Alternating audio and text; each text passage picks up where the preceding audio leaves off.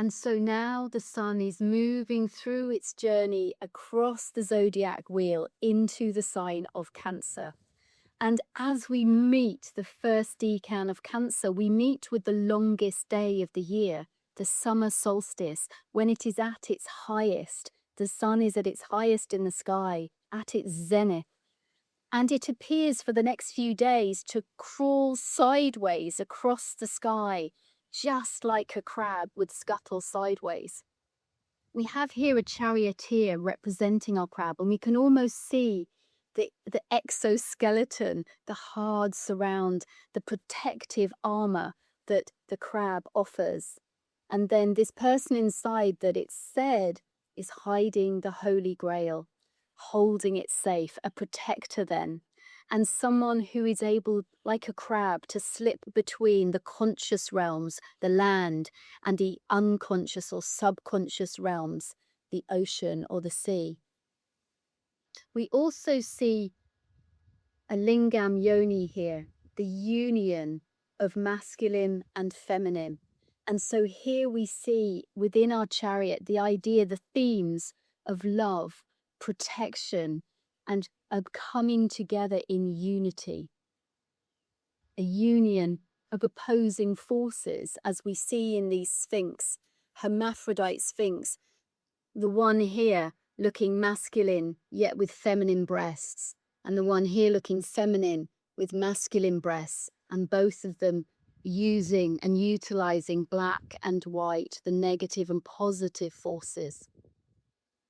We have the chariot ruled by the moon. Cancer here is ruled by the moon. So we have again this sense of dark and light being reflected.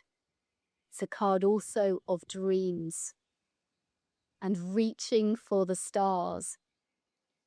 The myth that we associate with Cancer the crab in our night sky is a quite insubstantial one.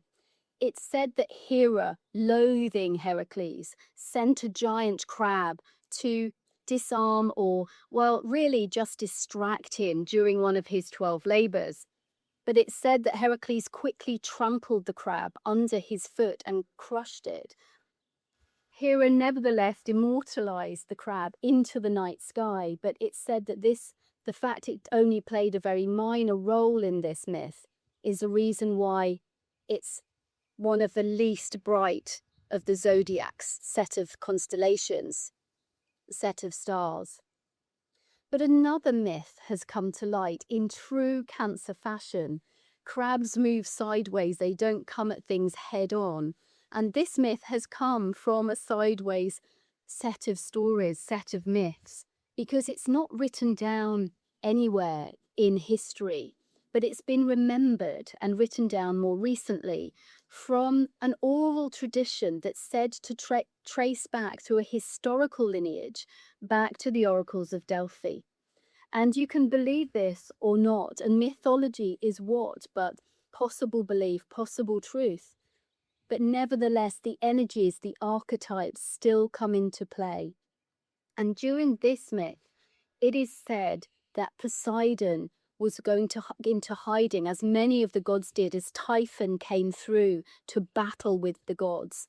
And so he went into hiding, and before he did so, he asked and tasked a giant crab, an enormous crab called Crios, and he asked him to take care of his sea nymphs while he was in hiding. And so this giant crab undertook this protection of these sea nymphs. And here we see that self-sacrifice, that ability for the crab to take on and protect Poseidon's, the most dearest sea nymphs to Poseidon.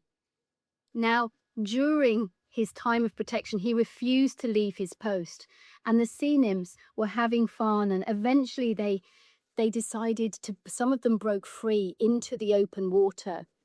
And at this point, Crios was not going to leave his post. He stayed protecting the ones that were there, but he entrusted a giant squid to go and recover these sea nymphs. And this giant squid reached the sea nymphs, but instead of rescuing them, he devoured him. Well, it might have been in the name. The name of this giant squid was Vamari, meaning vampire. And apparently, in the tradition of myths that have been handed down, these oral traditions from Delphi, apparently there are quite a few myths that touch on this idea of vampires. So here we have it in our crab, in our Cancer myth here, these sea nymphs devoured by a giant squid. The giant squid returns and lies, but the Cancer knows within. This is a deep knowing. We have a divine mother here in our Cancer. She trusts her intuition. She knows. And so the crab fights with the squid, and the fight goes on for hours. And the crab gets very wounded and is very injured by the squid, but defeats it in the end, and then he's then lame and crippled and is in a lot of pain. And so we see here, he is put in the sky, the pain is gone, but he remains immortal in the sky as Cancer, our crab. And I think I prefer this myth because it talks more to this sense of protection and nurture and sacrifice that we see here in our chariot and in our Cancer sign. The divine mother we have as Cancer, often associated with, and we will see this later, with Isis, the nurturer. And so we see with Cancer, I've talked about Aries, the ram, as the head, and Taurus as the lower brain, the cerebellum. And then we have the neck and shoulders of Taurus with this. And we then have Gemini, the lungs and the heart and the hands. And here with Cancer, we have the breasts, the nurturer that feeds and nourishes and brings back to life. We also have a curious, I think, possibility with the crab of it being as a protector. I see the rib cage that protects the heart, the sacred organs within. So, a lot to think about here with our chariot and our Cancer decans as the sun moves through the sky. I believe it's time to remember the themes here of protection, of love, and a love that transcends. We see the charioteer can move direction, move in the sky, lift off up to the heavens.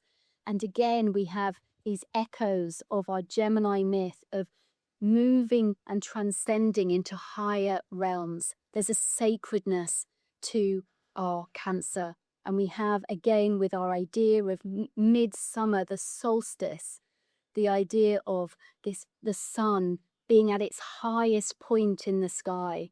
And there is so much fertility attached to this and growth. Have a wonderful day.